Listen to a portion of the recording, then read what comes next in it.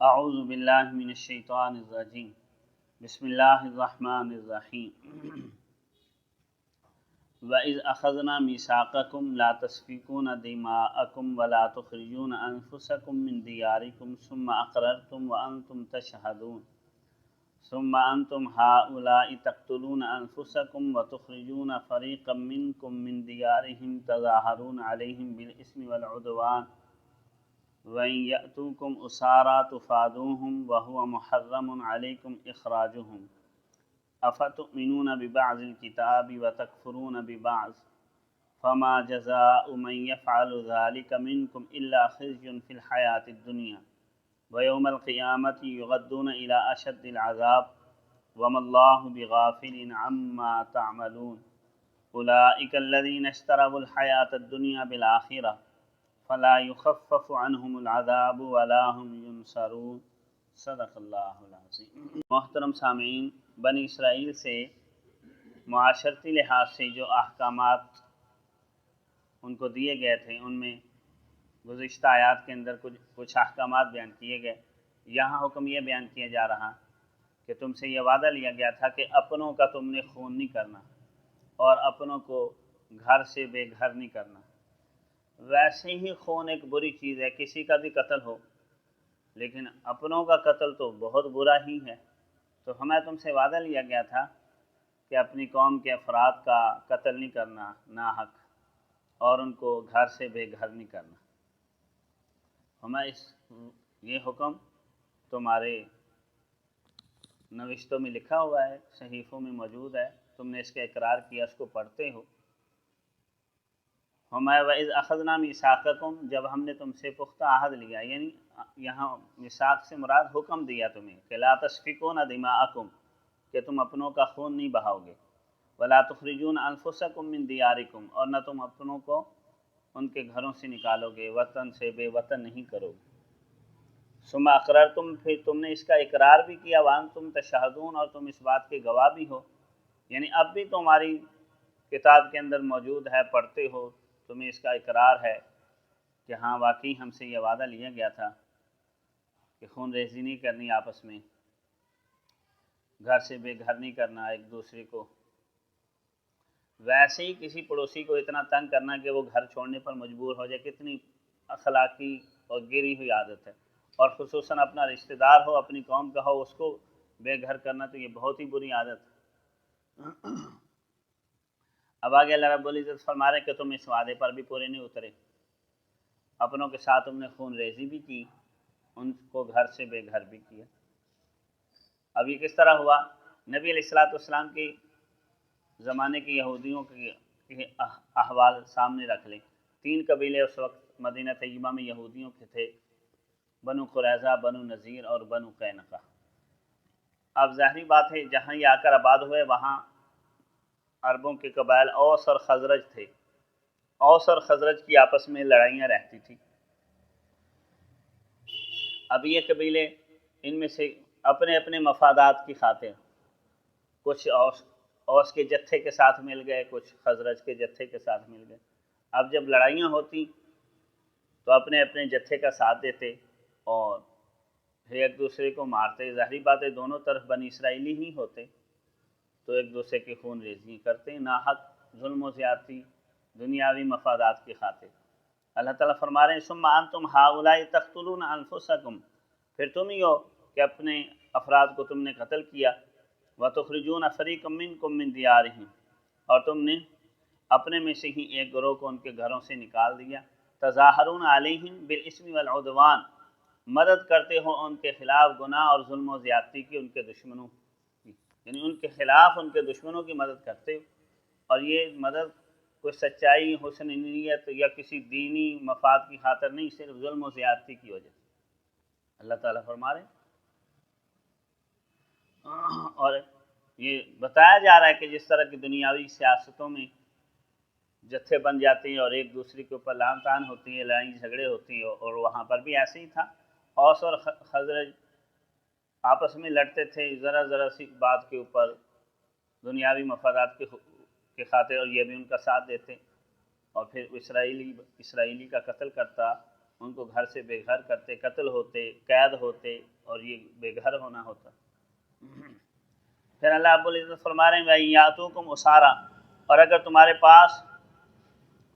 قیدی بن کر تمہارے خاندان کے، قبیلے کے، قوم کے افراد آتے ہیں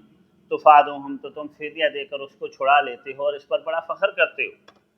کہ دیکھو جی ہم نے اپنے قبیلے کے لوگ چھڑا لیے، حالانکہ اللہ تعالیٰ فرما رہے ہیں وَهُوَ مُحَرَّمٌ عَلَيْكُمْ إِخْرَاجُهُمْ، تمہارے اوپر ان کا نکالنا بھی تو حرام کیا گیا تھا نا، یعنی پہلے تم نے اس کو بے گھر تم ہی نے کیا، حالانکہ تمہیں یہ حکم تھا کہ نہ بے گھر کرنا ہے نہ اس کو قتل کرنا ہے، پہلے گھر سے بے گھر کیا، اس کو قید کے اندر ڈالا، پھر اس کو چھڑا کر اس کو بڑا فخر کیا، احسان کیا کہ ہم نے اپنے قیدی چھڑا لی۔ یہ تو ایسے ہی ہو گیا جیسے آج کی دور کے اندر ہے کہ عافیہ صدیقی کو پہلے کافروں کو دے دیا انہی سیاست دانوں نے، انہی اداروں نے، اور پھر واپس چھڑا کر کریڈٹ بھی لیں گے، لو جی ہسی چھڑا کے لے آئے، ہسی عافیہ صدیقی نو رہا کروایا، گند بھی تو تسی کھادا سی۔ اور یہی یہودیوں کا حال تھا کہ اپنے ہی قبیلے کے افراد، اپنی ہی قوم کے افراد کو قتل بھی کرتے، قید میں بھی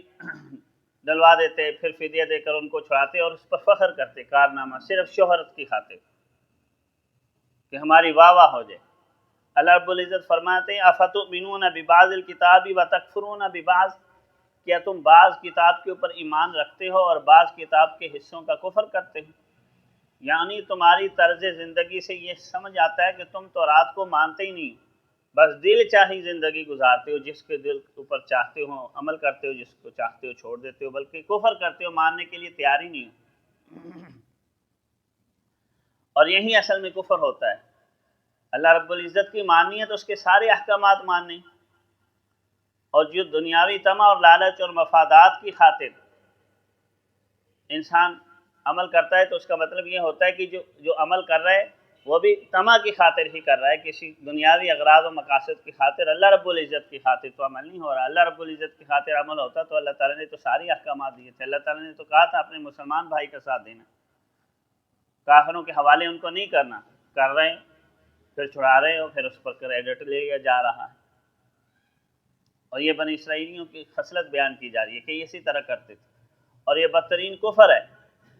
اللہ رب العزت فرما رہے ہیں اس کی سزا یہ ہے کہ دنیا کے اندر تم رسوا ہو جاؤ گے، رسوائی تمہارا مقدر بنے گی، اور آخرت کا عذاب اس کے علاوہ ہوگا۔ فما جزاء من یفعل ذلک منکم، نہیں ہے سزا ایسے لوگوں کی جو تم میں سے یہ کام کرتے ہیں، الا خزی فی الحیات الدنیا، مگر یہ کہ دنیا کے اندر رسوائی ہوگی۔ اور اسی طرح رسوائی ہوئی ہے تینوں قبیلے جو وہاں مدینہ طیبہ میں آباد تھے، چند ہی عرصے میں تتر بتر ہو گئے، بنو قریظہ پورے کا پورا قتل ہو گیا، بنو نذیر اور بنو قینقاع جلا وطن ہو گئے، اور گھر ان کے اجڑ گئے، باغات ان کے جو آباد کاریاں تھیں ساری مسلمانوں کے قبضے میں آ گئی۔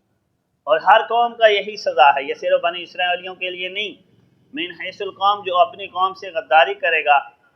اور خصوصاً دین اسلام اور ایمان والوں کو رسوا کرے گا،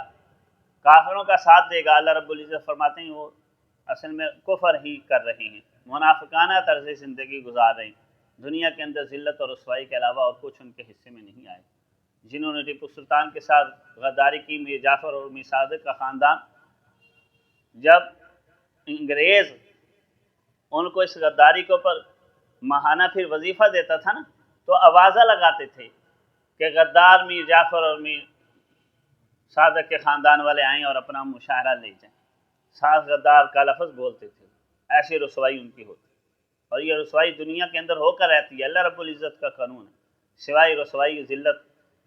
کے اور کچھ ہاتھ نہیں آتا۔ اور فرمایا وَيَوْمَ الْقِيَامَةِ يُغَدُّونَ إِلَىٰ أَشَدِّ الْعَذَابِ، اور قیامت کے دن یہ لوگ سخت ترین عذاب کی طرف لوٹا دیے جائیں۔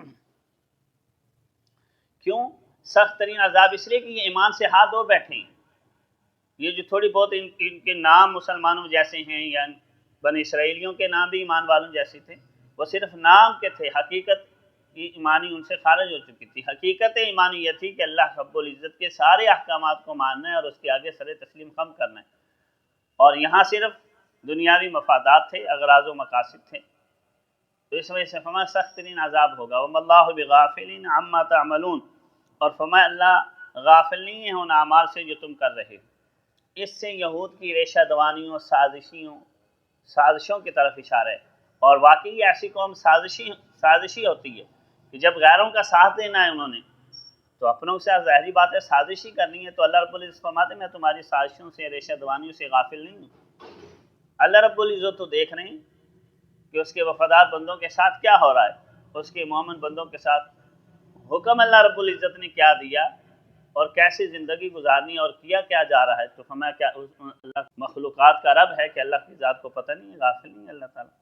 بالکل اللہ رب العزت کو خوب پتہ ہے، اور اللہ غفلت کے اندر نہیں، اور اپنے علم کے اعتبار سے پھر یہی فیصلہ دنیا کے اندر بھی صادر کرتے ہیں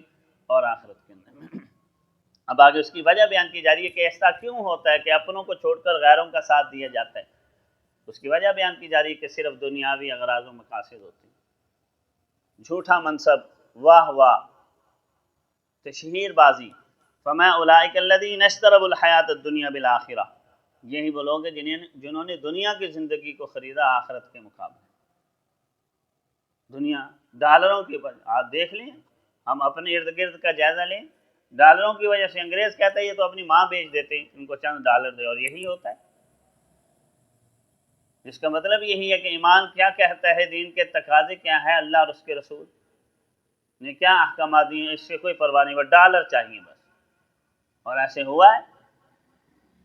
اور پھر اس کے مقابلے میں رسوائی بھی مول لینی پڑے۔ اور ایک بار یاد رکھیں، عیسیٰ علیہ السلام کی زبانی بنی اسرائیلیوں کو یہ بددعا دی گئی تھی کہ تمہیں جہنم کی سزا ملے گی، اور کیوں؟ قتل انبیاء عیسیٰ علیہ السلام کے زمانے میں جو یہودی تھے نا، انہوں نے نہیں کیا تھا، عیسیٰ علیہ السلام کے زمانے سے پہلے کے جو یہودی تھے انہوں نے انبیاء کا قتل کیا تھا، اور اس زمانے کے یہودی عیسیٰ علیہ السلام کو قتل کرنے کی کوشش کر رہے تھے۔ لیکن یہ جو اس وقت کے لوگ تھے اپنے آباء و اجداد کے کارناموں پر بڑا فخر کرتے تھے، ہمارے بڑوں نے ایسے کیا، ہم انہی کی نسل میں سے ہیں۔ تو عیسیٰ علیہ السلام نے فرمایا انبیاء کے قاتلوں، اپنے آباء و اجداد کو انبیاء کے قاتل کہنے والوں اور اس پر فخر کرنے والوں، تمہیں اے سانپوں کی اولاد، بچھوؤں کی اولاد، زہریلے سانپوں، تمہیں ضرور جہنم کی سزا ملے گی، تم کیوں کر جہنم سے بچ سکو۔ اور ایسے ہوتا ہے کہ میر جعفر اور میر صادق نے غداری کی، اور بعد میں آنے والے بڑے فخریہ بتاتے ہیں کہ ہم اسی ارجمنٹ میں سے ہیں اور ہمیں اسی گروہ میں سے ہم چلے آ رہے ہیں جنہوں نے ٹیپو سلطان کو جنہوں نے شکست دی تھی۔ تو با اجداد نے کارنامے کیے، پچھلوں نے آ کر فخر کیا، تو دونوں جرم میں برابر کے شریک ہوں، صرف کس وجہ سے؟ دنیاوی طمع کے خاطر۔ اور اسی وجہ سے آگے فرمایا جائے فَلَا يُخَفَّفُ عَنْهُمُ الْعَذَابُ وَلَا هُمْ يُنصَرُونَ، نہ عذاب کم کیا جائے گا نہ کوئی مدد کی جائے گی، یعنی جہنم سے بچنا تو دور کے بعد ہے، جہنم کے عذاب میں تخفیف بھی نہیں کی جائے گی، ہلکا بھی نہیں کیا جائے گا وہ، اور نہ کوئی مدد کو پہنچے گا۔ اور یہ یہودیوں کا یہ گھمنڈ تھا کہ ہمارے آباء و اجداد ہمارے سفارشی بن جائیں گے۔ فرمایا سفارشی، اللہ رب العزت کے باغیوں اور قانون کی دھجیاں اڑانے والوں پر کوئی ہمدرد اور سفارشی وہاں نہیں نظر آئے گی۔ اور ایک بات یاد رکھیں، ہم دنیا کے معاملے میں کیسے بھی دھوکہ دے لیں، کیسے بھی سختی کر لیں، معاملہ تو اللہ رب العزت کی ذات کے ساتھ۔ اب حال یہ ہے، ابھی پتہ چلا کہ مسجد نبوی کے اندر، حرم کے اندر جو زائرین جاتے ہیں اور انہوں نے وہاں فلسطین کے لیے دعا کرنا شروع کی، غزہ کے مسلمانوں کے لیے دعا شروع کی، تو وہاں کی انتظامیہ اسی چیز پر ہی ان سے ناراض ہوگی کہ کیوں دعا کی۔ تو کیا اللہ رب العزت کی ذات کو پتہ نہیں؟ ہندوستان کے اندر ائمہ مساجد کو روک دیا گیا کہ کیوں جو ہے نا تم فلسطینیوں کے لیے اور اہل غزہ کے لیے دعا کرتے، تم دعا کرو گے تو ہم تمہیں گرفتار کر لیں۔ تو اس کا مطلب یہی ہے کہ جتھا ہوتا ہے وہ ظلم و ستم کر رہا ہے، یہ ان کو تائید کر رہے ہیں، ان کے دستے بازو ہیں، معاون ہیں، تو چاہے ان کے معاون اپنے بنے یا غیر بنے، قاتل کافر کے درجے پر چلا جاتا ہے۔ قرآن و سنت کی اصطلاح میں اللہ رب العزت نے قاتل کے لیے سخت الفاظ قرآن کریم میں استعمال کیے، یہاں جہنم کی وعیدات آ رہی ہیں غیروں کا ساتھ دینے کی وجہ سے، اور قرآن کریم میں دوسری جگہ ہے وَمَنْ يَقْتُلْ مُؤْمِنًا مُتَعَمِّدًا فَجَزَاؤُهُ جَهَنَّمُ خَالِدًا فِيهَا،